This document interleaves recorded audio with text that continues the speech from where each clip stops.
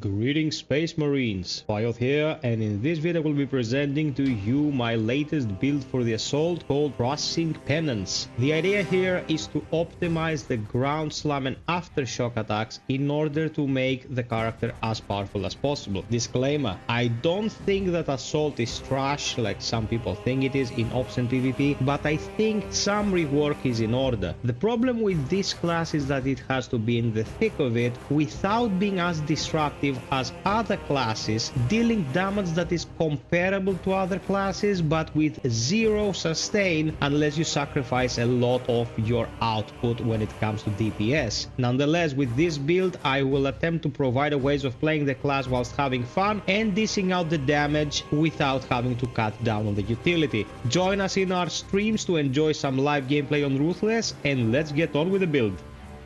As I always do with these build guides, I have everything reset here and I will be reading through each and every one of the perks, explaining why I picked the things I picked. Then we will move on to the weapons, so stay until the end for a complete understanding of the choices made here. Let's go to the first column. Winged Fury. Damage from melee attacks executed while sprinting or dashing increases 25%. Damage of charge attack increases by 15%. Non-finisher gun strikes also restore armor. All of these are great, but we're gonna go with overcharge. That is because ground slam, when fully charged, is considered a charged attack, so we want as much damage on the ground slam as humanly possible. Second column, Auxiliary Arsenal. Secondary weapons damage increased by 15%. After you are grabbed or knocked back, you deal 15% more damage for 10 seconds. Consecutive execution, killing 15 enemies rapid succession restores equipment charged by 1. Cooldown is 3 minutes. This I will never pick. This is quite good, but we're gonna go with this, and the reason is simple. Your only ranged option is the secondary weapon, and this is 15% more damage, so it's self-explanatory that we're gonna pick this. Third column, Perseverance. Whilst performing charged attacks, you do not lose control. This is great, but sadly for it, we have better choices in this column. Melee damage increased by 15% against majorities and extremist level enemies. Enemies hit by melee attacks take 10% more damage for 3 seconds. This is great for utility, allowing the entire team to go in and dish additional damage. This is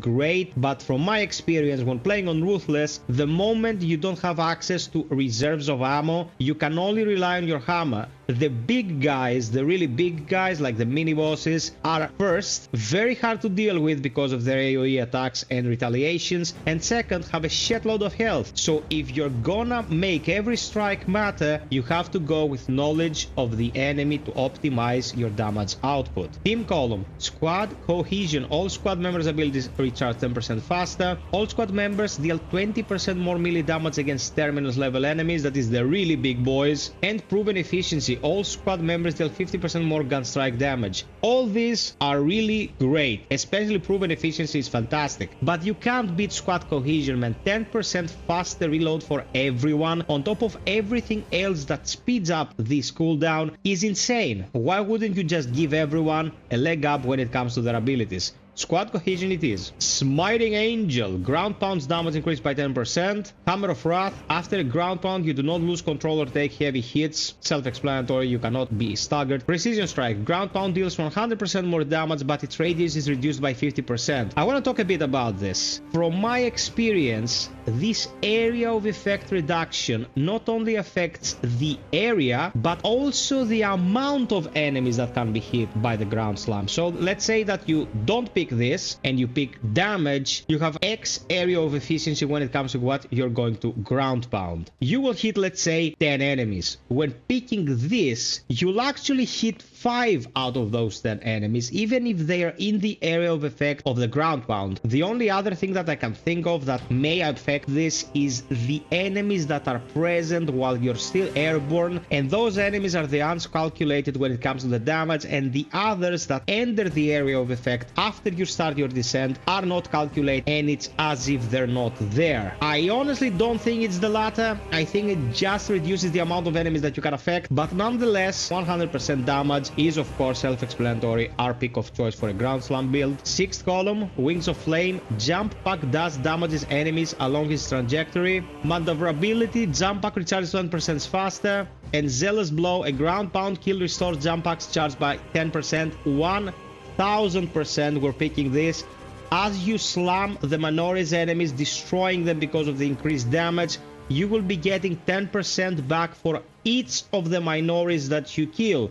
That means that ultimately a ground slam might recharge itself almost instantly, and this is nothing to scoff at. It's great and we're picking it. 7th column, Pride in Duty. After finisher, ground pound deals 25% more damage for 10 seconds. Diligence, a fully prepared ground pound deals 20% more damage, but preparation time increases by 25%. Aerial Grace, after perfectly timed dodge using a jump pack, you deal 20% more damage for 5 seconds. I would either go for Pride in Duty or Diligence, but for the purposes of this build, I'm gonna go Diligence because I want the damage to always be there when I'm preparing ground pound, and actually staying in the air for 25% longer, that's about 1.5 seconds, is not really a deal breaker unless you're fighting snipers. Snipers will shoot you out of the sky like a duck, so take them out first and then start using ground pound to obliterate the rest of the opposition. 8th and final column, Ample Ammunition. Any use of jump pack reloads the equipped ranged weapon. Ascension, jump pack leap deals damage to all enemies in the takeoff area. Commitment, a perfectly timed dodge using a jump pack restores some of jump pack's ability charge. I go with Ascension, jump pack leap deals damage to all enemies in the takeoff area because when you take off you will usually be surrounded by various kinds of shite and you want them to feel the hurt as you ascend into the heavens. So this is the complete build when it comes to the class perks. Now let's have a look at the weapons because in this case specifically they're very important.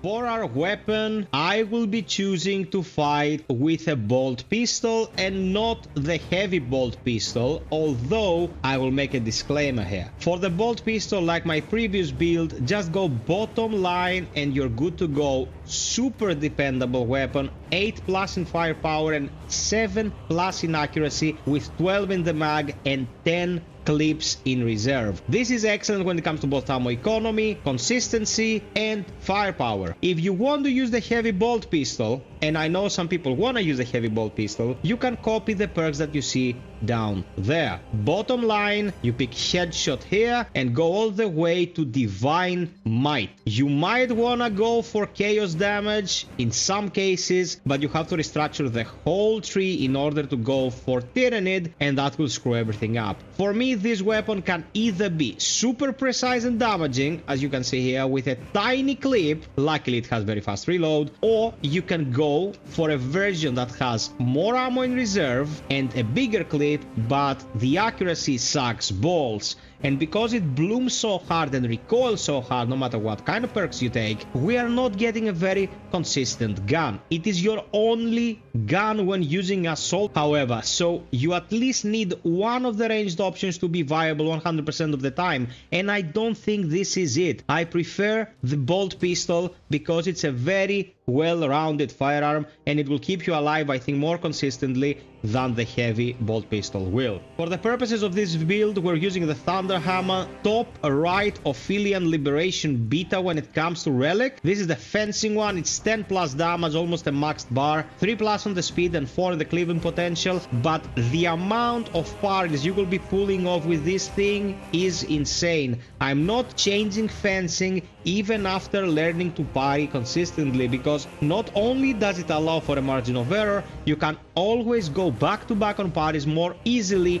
than you would with balance, and for me it really isn't worth the trade-off just to have some more cleaving. For the perks, you go bottom line and you pick perpetual strength and then go in a straight line to the end to get dead end for pommel smash plus 50% damage. This is insane for your initiator pommel slash, because as you run or dodge you use this attack, you always drop the minorities to the ground, opening them up for a gun strike. So this is it, Space Marines, my crushing penance build for Assault. Assault is great fun to play, although it's a bit neutered compared to the campaign. Pick any of these two builds to continue growing your characters in Space Marine 2. Join us for the streams, and until next time, be well, stay frosty, and always strive for perfection. Cheers!